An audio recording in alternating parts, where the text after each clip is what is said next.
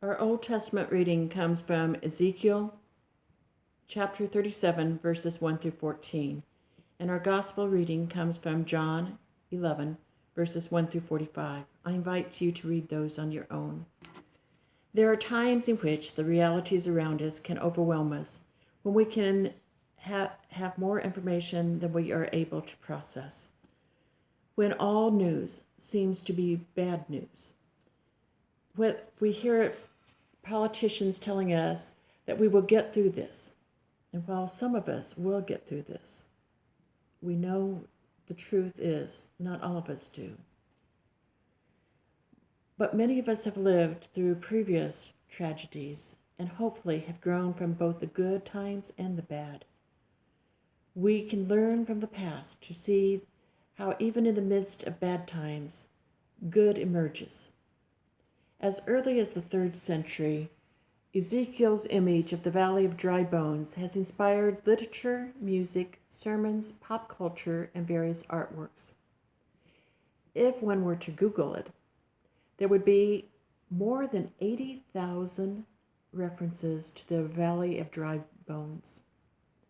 Ezekiel's vision is a response to the Hebrew people's lament, being uprooted and separated from their families, as some were taken into captivity into a foreign land during the Babylonian exile. This wasn't just social distancing of 6 feet.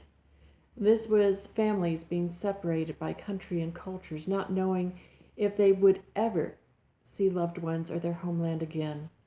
Their faith is shattered as they wonder how God could let this happen, or where God is. Their homeland is wasteland, and their hope has evaporated. Their lives are dried up.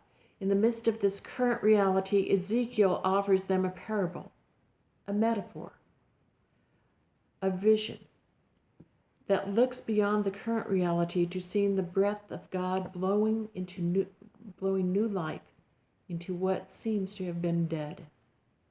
Ezekiel is reminding folks that with God, even the seemingly impossible is possible.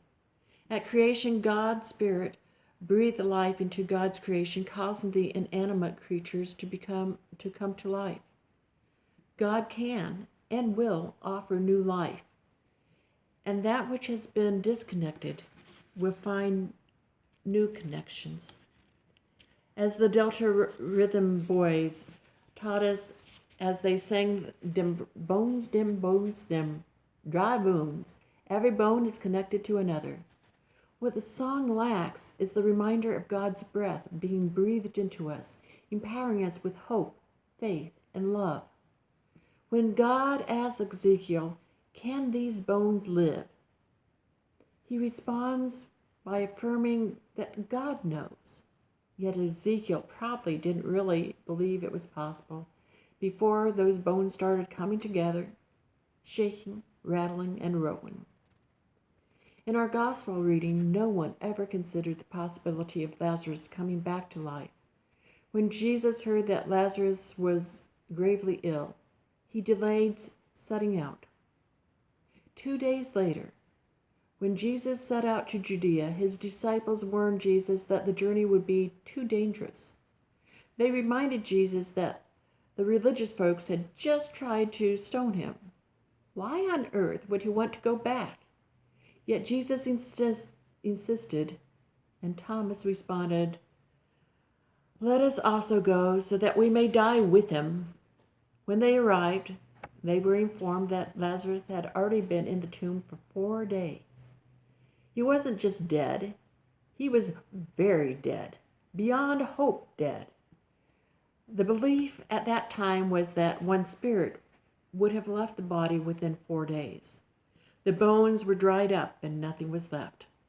Martha believed that Jesus could have saved Jesus if he had arrived in time. But now the time is far gone. There's no hope. Jesus tells her, "Your brother will rise again." Martha affirms her faith in some distant future.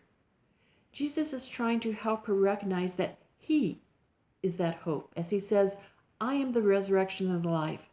Those who believe in me, even though they die, will live, and everyone who lives and believes in me will never die." Do you believe this? Martha is like the woman at the well, having her faith stretched, but still not fully understanding what Jesus is saying.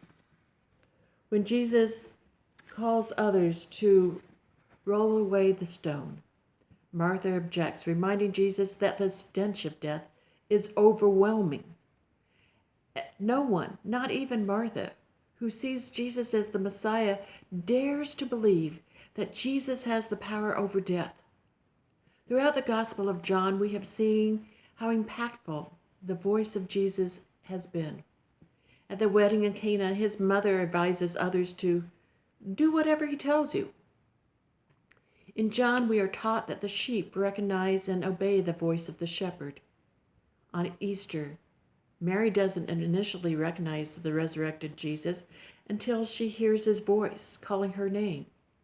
The voice now commands the dead to come out, and Lazarus comes out of the tomb.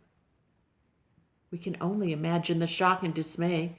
Then the voice commands people to unbind him and let him go. And lives are changed. The religious folks present believed, and the religious folks elsewhere felt their power was slipping away. This was a turning point in the lives of so many people, and the tipping point for the religious leaders who felt threatened by Jesus and that power that he had. They became determined that Jesus must die. This is the beginning of the end, which then becomes the new beginning for many. The story continues with Lazarus leaning on Jesus, Nicodemus speaking up for justice in the trial of Jesus, and helping Joseph of Arimathea bury Jesus. Lives were forever changed in the midst of tragedy. New life emerged in the worst of times.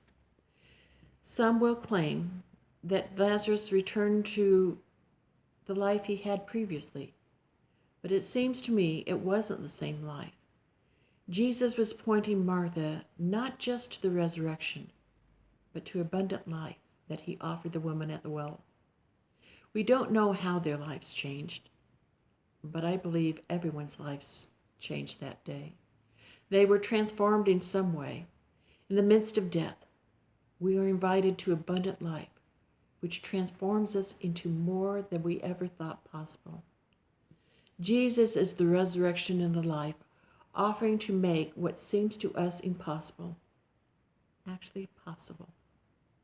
Let us lean into Jesus and live into the life he offers us, now and always. Amen.